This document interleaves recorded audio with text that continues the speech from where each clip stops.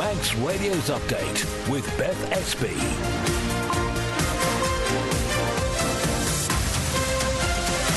Well, first, my good evening. Welcome to Friday's update, and what a day it's been. I hope you're doing okay. The effects of Storm Éowyn have been felt across the island. The worst has passed, but the clean-up, as we know, is far from over.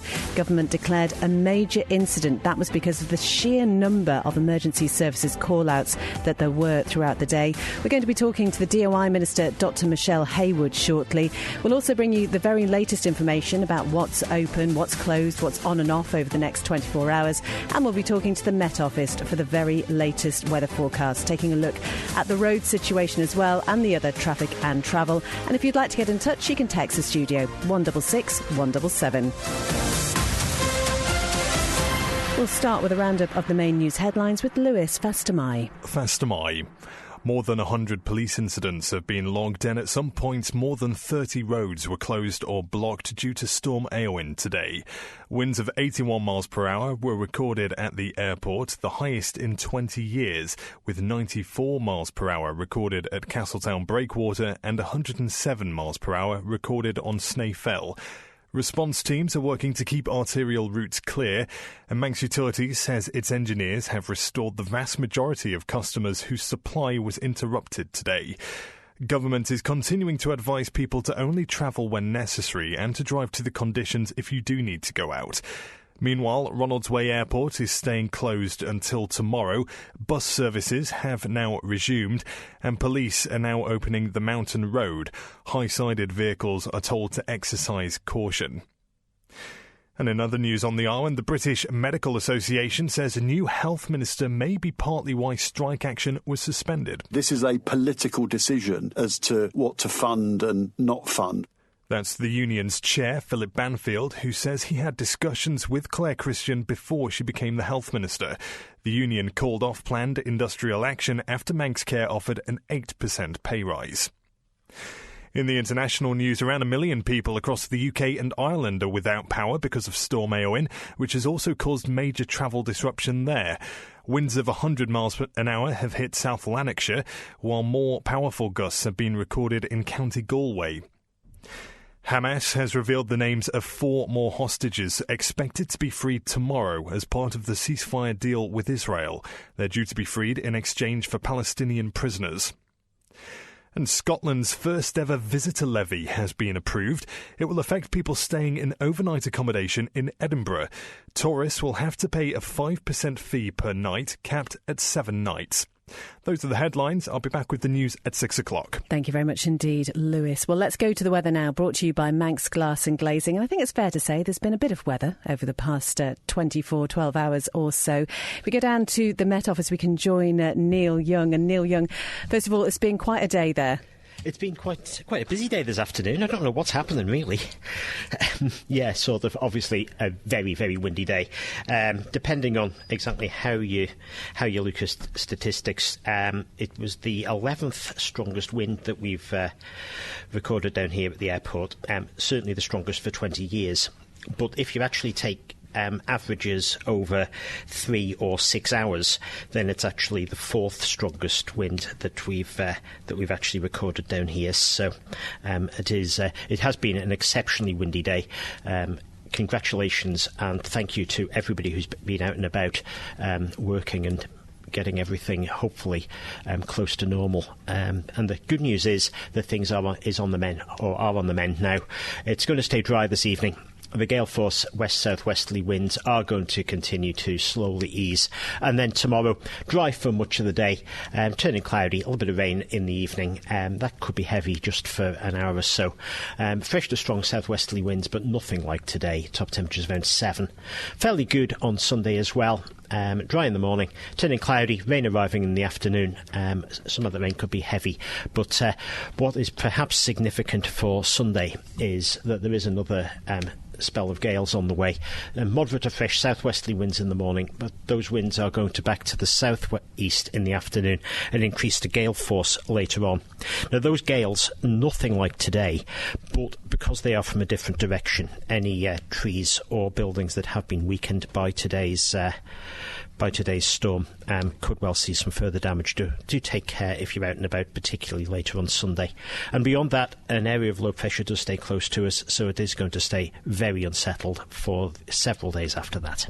Well, Neil, obviously you're saying thank you to all the emergency services, and we extend that to everybody who's been out there today. But I should say, I think you came into the office rather unexpectedly today because you're supposed to be off. I was supposed to be off my last day of leave today, but unfortunately the forecaster who was due in was trapped in his house by a fallen tree, so I came in instead. Well, we appreciate it very much. You know, I have seen, obviously, there's been a lot of reports from the BBC about the situation in Northern Ireland, and across the UK. I have seen it described as the storm of a century, and it's interesting to listen to your statistics. I guess that's a bit of a bold claim, potentially, but I mean, how do they work out something like that? If you know, it's very, very sort of difficult to put an absolute on anything, really. If we take absolute wind speeds here, then we have had 10 days of gusts higher than that, and that goes back to 1966.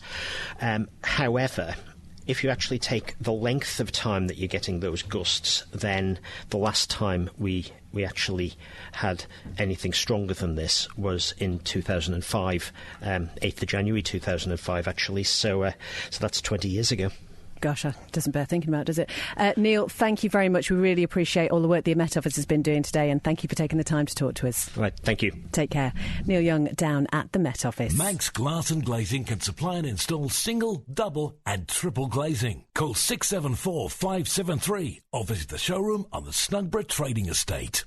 Cannell's Agricultural Supplies have been serving the good folk of the North for over 30 years, supplying homegrown wheats, whole and rolled oats, working clothing, fencing, animal feeds, parts, tools and emergency supplies. Call Julia on 880206 or find Cannell's on Facebook. Patricia Wild Opticians is celebrating over 30 years of friendly, caring service in Farm Hill and Ramsey. Visit us for professional eye care with stress-free parking. Phone Patricia Wild Opticians on 813 977. For over 25 years, Langness Maintenance Services have been the block paving specialists, including property maintenance, fencing and landscaping. Fast, reliable and competitive. For a free no-obligation quote, call Paddy on 49667. Langness Maintenance Services, 49667. A ground source heat pump can save thousands of pounds a year, and you can harness this energy on island with Geothermal Limited, the water borehole experts. Visit drilling.im and see how a ground source heat pump borehole works. That's drilling.im. You're listening to Update here on Manx Radio, 7.5 minutes past 5. I'm just watching the BBC screen here in the studio, and I've just watched an air landing and plane landing on the Ronalds. It wasn't at Ronsway, obviously, that was closed. I don't even know where it was, but I don't ever want to see anything like that again. If you have hunkered down throughout the day, maybe you stayed in bed a little bit longer than usual for a Friday. I hope you were able to. Well, you might have missed some of our breakfast show this morning. Ben was here from 5, and he heard from reporters all over the Isle of Man this morning who kept us up to date on conditions where they were.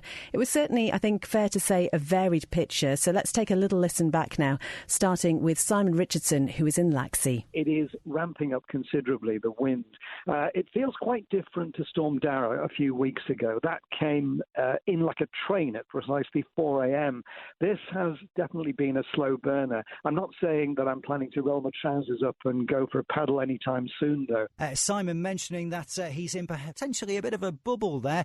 Did sound fairly quiet behind him. It's not the case in the south of the island as we go live to Ballasalla now and join Chanel once again. Let's just listen to that wind. Chanel in the south of the island. You're at your house. I think you're at your back door. That has really whipped up in the last hour or so.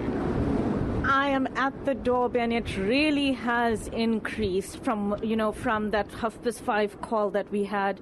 I know Stuart at the Met Office said gusts of up to 79 and 88 miles per hour are recorded down here in Castletown. Well, I can say just living near the airport, it is really, really ferocious here. In Cronky this morning is Howard Kane. Morning to you, Howard. It is definitely very breezy. I've just come out to the front porch at this moment as I'm talking to you. You can probably hear a little bit. If I open the door in the leeward side, I would add, I wouldn't try the door on the windward side, but you get the gist maybe if I just sort of go out here to the wind blowing round the side of the house as I just need a wee bit of shelter. I think, as Amy was just mentioning, one of the most noticeable factors, certainly from our viewpoint here, just on the end of the Cronkabody Strait, is the fact that an awful lot of people around the island clearly have been heeding the advice, very wisely one would think, to stay at home if they can. Let's head to Douglas Promenade now, where with a bit of a bird's eye view from where he lives of the promenade and the beach in Douglas is Christian Jones. There is a kind of a weird, eerie feeling. I don't know if that's the right word to be describing. Normally at this time, the prom would be full with cars, often a little bit of traffic as well. But there's actually very, very few cars on the prom today. And there's this kind of, how am I going to describe this? It's almost like a little mini sandstorm that I'm seeing on the roads. Quite a lot of sands that's being blown around. Similarly with Christie, there's some kind of roadworks, cones that have blown out into the road as well. But yeah, it's definitely not bikini weather. It's not looking nice. Chris, like Christie, is in Old Peel. So, Chris Williams, good morning. What's it like where you are? Quite windy by the sounds of it there. Yeah, what's noticeable about this time, as opposed to Storm Darragh, is the direction of the wind. So it's actually blowing really down the channel onto Fenella Beach. The high tide at 7 o'clock has given Fenella Beach a right battering. And the sea spray, if you're familiar with Peel and the height of the castle walls on Fenella Beach there, the sea spray is actually higher than the walls of the castle at some stages.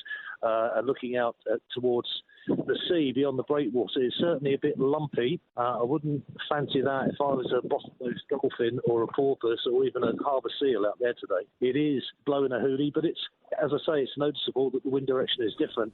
That is Chris Williams, who is reporting from Old Peel this morning. Somebody had to say blowing a hoolie, didn't they? So, as we say, a very varied picture from around the Isle of Man. That red warning came into force at 7 a.m. and things really did start to ramp up from that point. And we know that shortly after 11 a.m. until just around 3:30ish, there was a major incident called by government. Well, let's go and join the DOI Minister, Dr. Michelle Haywood now. Good evening. How are things now as far as you're concerned? What's the latest situation as far as you know it?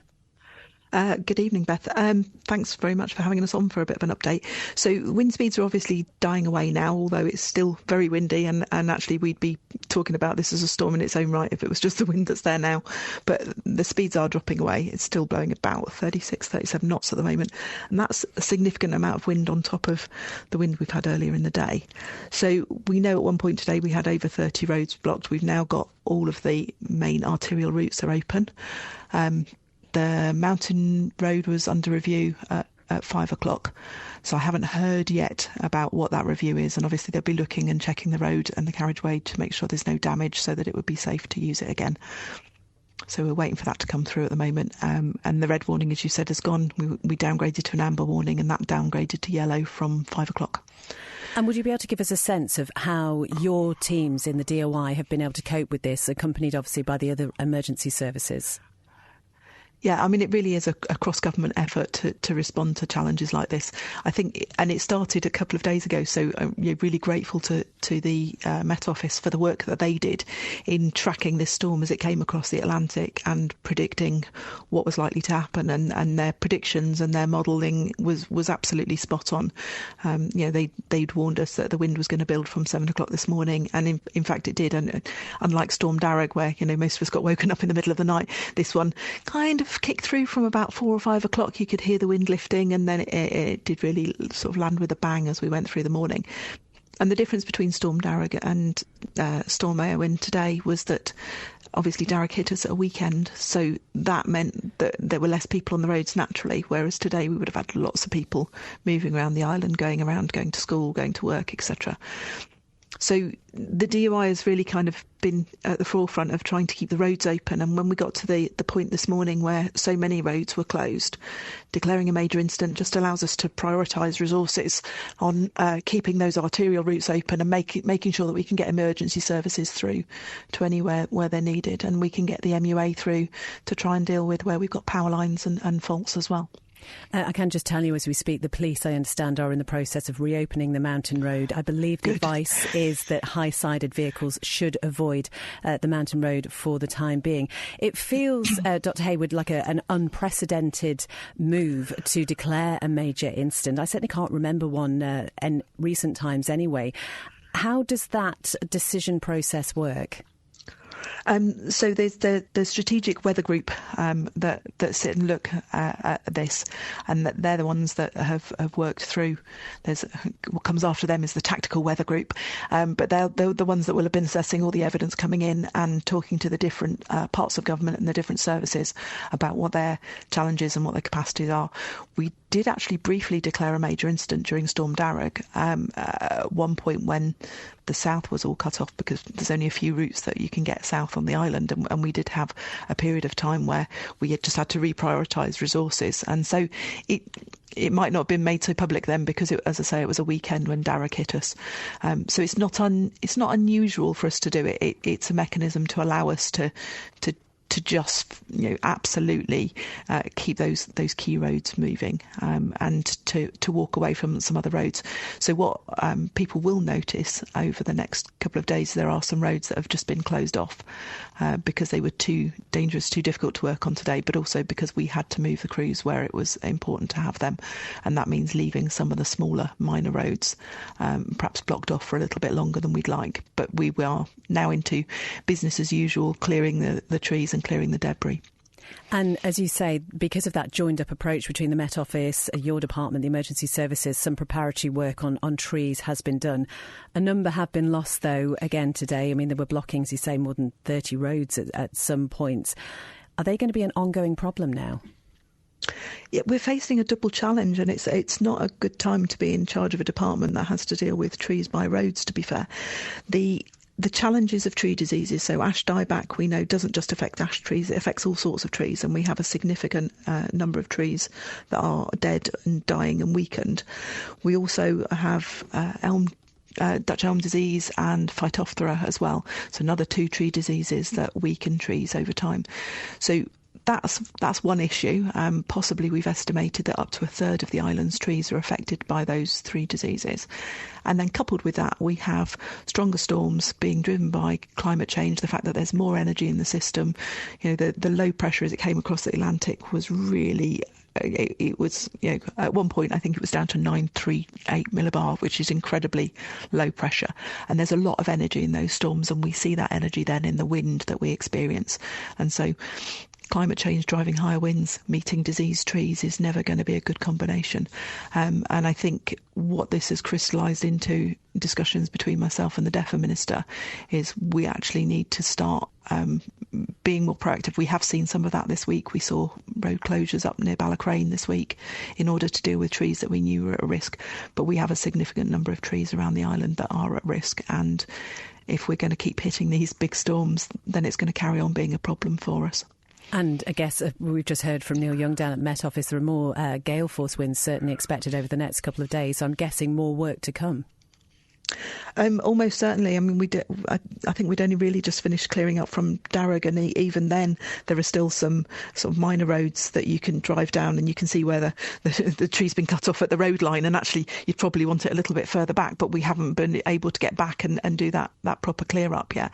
So that was 7 weeks ago, and it's taken us till now to really recover, and now the recovery starts again on this. And I think what was significant about this is because of the high gusts of winds that we've actually got significant amounts of building damage as well that we've got to deal with, and so that's still being assessed at the moment. And I think it's a testament really to the emergency planning that went into place, and the asking people to stay at home was that we didn't have people exposed to some of that the damage that they could have been exposed to otherwise. And just finally, Dr. Hayward, I know you were on Manx Radio earlier extending your thanks to your team and again to the emergency services in general.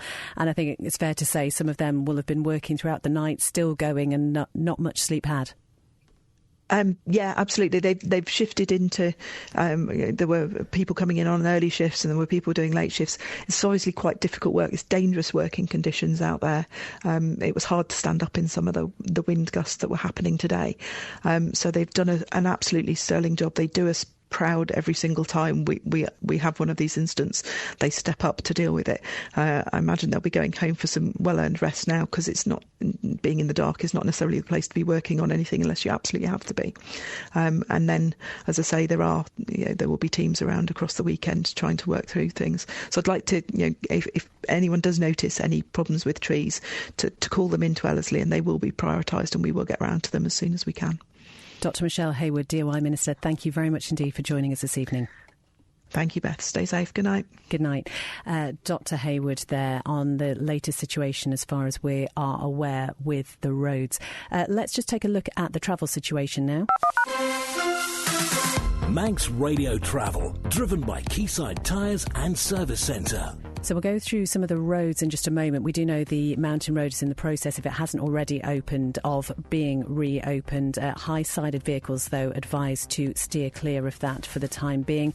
Airport, of course, has been shut all day. It's due to reopen at 5:30 tomorrow morning. And then just the latest from the steam packet. Now, the Manxman has been in Heysham just riding out this storm. It is scheduled to leave Heysham to come back to Douglas at 1:45 tomorrow morning. There is a note to say that due to damage from Storm Éowyn, check-in for foot passengers at Douglas may take longer than usual. To help ensure punctual departure, foot passengers are asked to arrive in good time for check-in until further notice. So the next Douglas departure will be at 8 a.m. tomorrow morning. The steam packet is thanking everyone for their patience and cooperation as they work through that. So if we get any more details about that, we'll let you know. Ask how you can spread the cost interest-free at Quayside.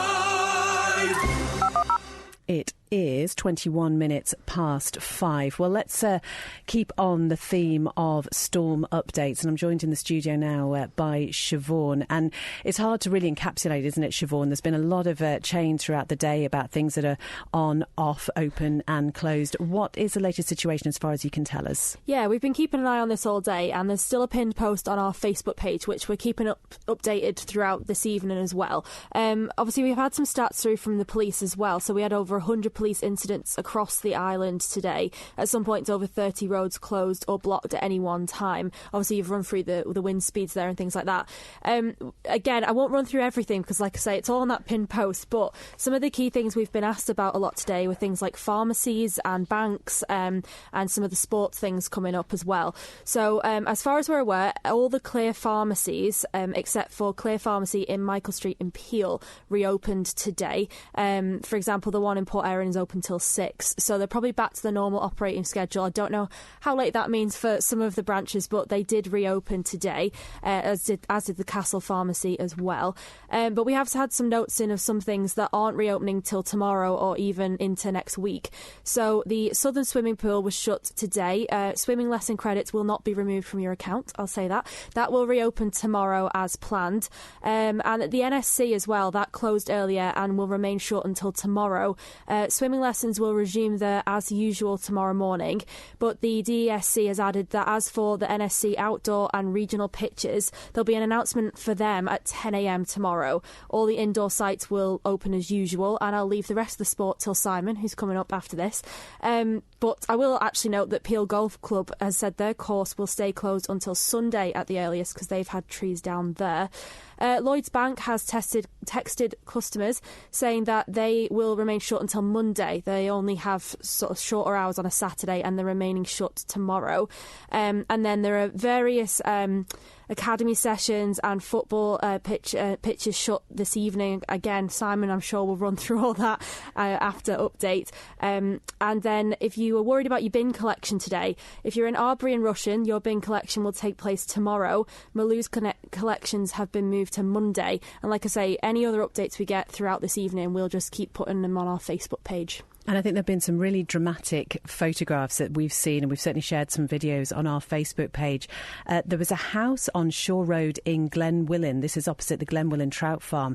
And there's a photograph, you can find it on the Manx Radio website, and it's had its roof ripped off. The photo sent to us shows the entire front section of the roof destroyed, leaving what appears to be the interior of the building's attic exposed. And yeah, I think it's hard now, sort of looking out. It seems relatively calm, but I mean, I don't know what it was like when you got up here a little bit earlier than me this afternoon, Siobhan, but sometimes trying to open the car door when you get up to here at Douglas Head is a challenge anyway. Yeah, it was deciding where to park, I think, when I arrived today. Like, where do I park so my car door doesn't hit another car? And yeah, it was interesting speaking to Dr Hayward there. I think the DOI are going to have some clean up with signs and things as well, because it was a bit of an obstacle course coming in for like cones and things that had blown into the road, and you could see people trying to move them back off to the sides and wheelie bins and things. So yeah, there'll be a lot of clean up as well, and hopefully not as windy trying to get into work on Monday. Yeah, I mean, those wind speeds of 107 miles per hour recorded on Snae Fell, I mean, that really does seem to be quite historic, certainly in recent times. We know at Ronaldsway Airport they reached 81 miles per hour, the highest in 20 years, as we were hearing from Neil Young a little bit earlier. Carsetown Breakwater recorded at 94 miles per hour. And as I say, police are thanking the public today. They've been dealing with more than 100 incidents during that red weather warning. At some points, as we've heard, more than 30 roads closed or blocked at any one time. And that's not easy when you're trying to maintain the arterial routes to all the main places.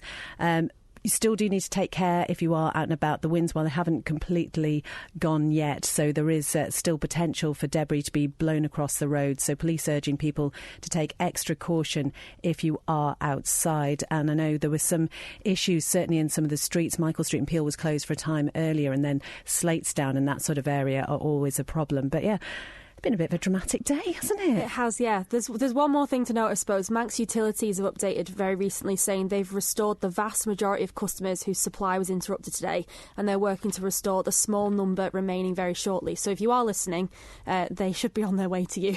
Well, if you've still not got your supplies. Well, fingers crossed everything is restored. And as we say, lots of thanks going out to all the teams who've been working tirelessly since this all started in the early hours of the morning. So we're very, very grateful. Do you know what was really lovely to see as well was EVF offering free drinks to all emergency services workers. And I think that really just shows that level of community spirit still here on the Isle of Man. But that is all from Update this evening. Coming up next, it's the Friday Sport Preview with Simon Quine in the chair today. That'll be followed by Greatest Hits Live with Chris Kinley, so as well as some cracking tunes, he'll be keeping you up to date with what's happening around the island. Then Sweet and Swing with Howard Kane at 9, and the weekend will really kick off with the 90s playlist with Nick Holt from 10. So whatever you are up to this weekend, have a good one. I really hope you haven't got too much damage to or lost any garden furniture. For the very latest, as Siobhan said, head over to manxradio.com or visit our Facebook page. That's where we put all the very latest information. Take care, have a good one. We'll speak to you on Monday.